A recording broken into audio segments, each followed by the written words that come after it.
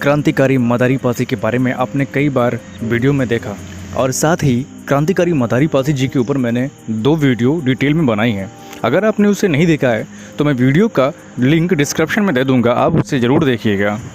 दोस्तों, क्रांतिकारी मदारी पासी के बारे में बहुत सारी जानकारियाँ आज इंटरनेट पर उपलब्ध होंगी और बहुत कुछ जानकारियाँ ऐसी हैं जो अभी तक किसी के सामने आई नहीं हैं।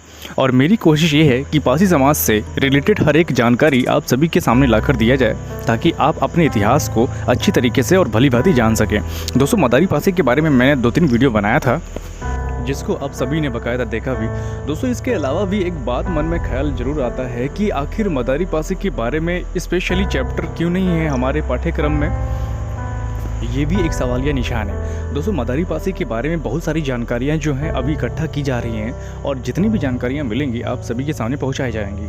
हम आज स्पेशल एक छोटी सी वीडियो डाल रहे हैं मदारी पासी के बारे में मात्र इसलिए ताकि मदारी पासी के बारे में बाकायदा बेहतर से जान सके। दोस्तों, आज एक सवाल अक्सर लोगों के मन में उठता है कि आज के समय में क्या मदारी पासी जैसा कोई नेता या लीडर आना जरूरी है, क्योंकि अत्याचार के खिलाफ मदारी पासी ने जो बिगुल फूका था उसकी चिंगारी, उसकी लपटें से ब्रिटिश सत्ता हिल गई और जालिम तालुकेदार अपने घुटनों पर आ चुके थे। मदारी पासी का आंदोलन एका आंदोलन के नाम से जाना गया, जिसे यूनिटी मूवमेंट कहते हैं। एका मूवमेंट यानी एका आंदोलन इस साल अपने 100 साल पूरे कर रहा है, यानी कि आज से 100 साल पहले यानी 1920 में एका आंदोलन अपने चरम पर था, यानी इस साल 2020 में अपने पूरे 100 साल यानी शताब्दी पूरा कर रहा है। एका मूवमेंट बेसिकली हाई रेंट्स के यानी कि हाई टैक्सेस के खिलाफ था, बेगारी के खिलाफ था, यानी जो उस समय के जालिम तालुकदार थे और जालिम जमींदार थे, ये जो किसानों के ऊपर कठोर निर्मम तरीके से अत्याचार करते थे, उनको पीटते थे, उनको ज़बरदस्ती काम कराते थे, उनको जो तय की गई रकम होती थी उस रकम से ज़्यादा वसूल करते थे। तो ये बहुत बड़ा आंदोलन हो गया था एक अत्याचार के खिलाफ। यह आंदोलन किसानों के ऊपर हो रहे अत्याचारों से मुक्ति दिलाने का एक बहुत बड़ा माध्यम बना। दरअसल उस टाइम पर जो तालुकेदार होते थे, जो जमींदार होते थे, उनका सारा नियंत्रण होता था वहाँ की ज़मीनों पर। तो जो तालुकेदार या जमींदार होते थे ये किसानों को या मजदूरों को अपनी ज़मीन देते थे खेती करने के लिए, यानी खेत किसानों को दे दिया जाता था खेती करने के लिए, और वहाँ पर एक रकम तय कर दी जाती थी 6 महीने पे या 1 साल पर उनको किसानों को चुकाना पड़ता था, तालुकेदारों को, जमींदारों को। ये बात होती थी, लगान उनको देना पड़ता था। तो हुआ क्या कि जब चाहे खेती हो या ना हो या फसल चाहे हो या ना हो, लेकिन फिर भी किसान को लगान भरना पड़ता था। हुआ क्या था कि जब प्रथम विश्व युद्ध हुआ 1914 से या 1918 तक जो चला विश्व युद्ध, और उस समय जो हुआ क्या कि हर जगह एक आर्थिक मंदी का दौर छा गया और भारत जो देश था, हमारा जो देश था, ये ब्रिटिशों का औपनिवेश ये बना हुआ था। उपनिवेश बने होने के कारण सबसे ज़्यादा ब्रिटिश को भारत से उम्मीदें थी। तो यहाँ पर जो खेती जो थी या फिर जो यहाँ पर काम किसान कर रहे थे, तो उनका अंग्रेज़ों का जो दबाव था ये तालुकेदारों, नवाबों, राजाओं और ज़मींदारों पर पड़ा। तो ये एक सिस्टम बना और फिर उसका जो प्रेशर था सीधे किसानों पर आके मर गया।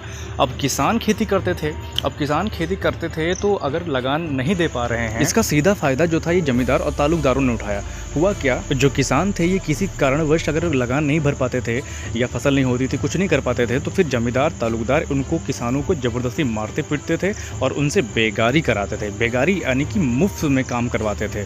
तो ये जो अत्याचार इतना क्रूरता से चल रहा था, ये लोगों में नफरत पैदा करना शुरू कर दिया। फिर जो एका मूवमेंट हुआ, ये इस मूवमेंट ने बिल्कुल सब कुछ पलट दिया। तो फिर उसके बाद मदारी पासी ने एक बात पकड़ ली, किसान के अंदर जो था ये डर था कि जितना वो डरेंगे तालुकदार, जमींदार उतना उनको डराएंगे। तो एका जो मूवमेंट था, जो मदारी पासी की जो लीडरशिप थी, उसने एक किसानों के बीच में इतनी हिम्मत पैदा कर दी, इतना जिद्दी बना दिया कि तालुकदार, जमींदार अपने हाथ खड़े कर लिए। ये एका मूवमेंट इतना ज़बरदस्त था, जितनी तेज़ी से ये फैला उतनी जल्दी ये सिमट भी गया, लेकिन इसका असर बहुत दिनों तक देखा गया। और जो किसान थे, जो मजदूर थे, जिन पर अत्याचार हो रहा था, अब वो किसान न रहकर एक बागी बन चुके थे।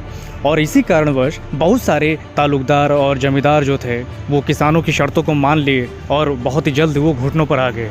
और एका आंदोलन जो ऐसा आंदोलन था तो मात्र 1-2 वीडियो में हम नहीं जान सकते। ऑलरेडी मैंने इस पर 2 वीडियो बनाई है और ऐसी कई सारी जानकारियाँ फिर से मिली हैं, उसको भी मैं विस्तार से बताऊंगा आने वाली वीडियो में। तब तक हमारे इस वीडियो को आप देखें और इसको लाइक करें और इसको शेयर करें, ताकि जो एका आंदोलन था, जो मदारी पासी का जो आंदोलन था, उन्होंने कैसे आंदोलन किया और किस प्रकार से जमींदारों, तालुकदारों के खिलाफ में हक की लड़ाई लड़ी। आज ये छोटी सी वीडियो मात्र इसलिए बना रहा हूँ ताकि आप मदारी पासी को भूले नहीं।